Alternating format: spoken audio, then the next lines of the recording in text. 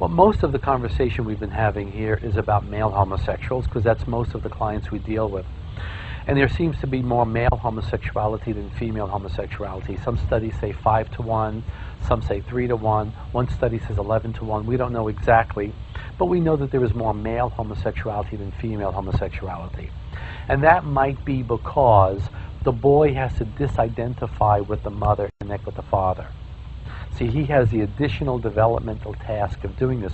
The girl maintains her identity with her mother, and from that she develops a feminine identity.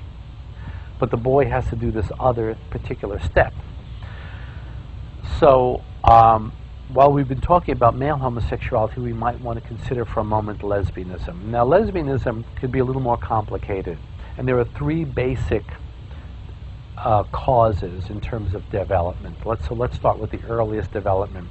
The first one is this, what we call the symbiotic or infant relationship, where the baby girl is attached to the mother, but there is a breach or a break or a breaking of the emotional connection with the mother.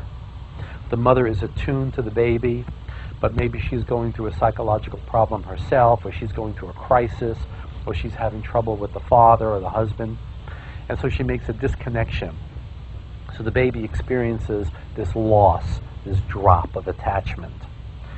So it's intermittent connection, okay?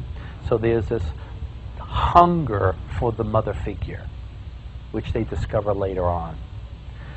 Growing up a little longer, we go to another kind of problem that the girl might encounter, which is a gender problem. And this is like the male homosexual. For the lesbian, she disidentified with the mother and bonded with the father. See, she did what the boy should do. Now, why would a girl disconnect with the mother and bond with the father? Well, sometimes you have a family dynamic where the mother is passive and weak and emotionally unavailable. Yeah, and the father is very, we say seductive, not sexually seductive, but very a large personality. He's charismatic, he's salient. You might have a situation where the father is abusive to the mother, and the girl says, if this is what it means to be a female, to be weak, to be victim, I'm going to identify with dad. And in fantasy, she becomes daddy's little boy. This is identification with the aggressor. So she basically, in fantasy, denies her feminine identity. And this is the more masculine type of lesbian, the more butch type lesbian. And very often this lesbian type will connect with the first type that's looking for a mother figure. So you'll have the passive feminine type, and then you have the more masculine type. So you have 2 different types. Then we have a third cause, which is a girl who might have been sexually molested by a male. And so for her, she has a phobic reaction or a fearful reaction to male sexuality.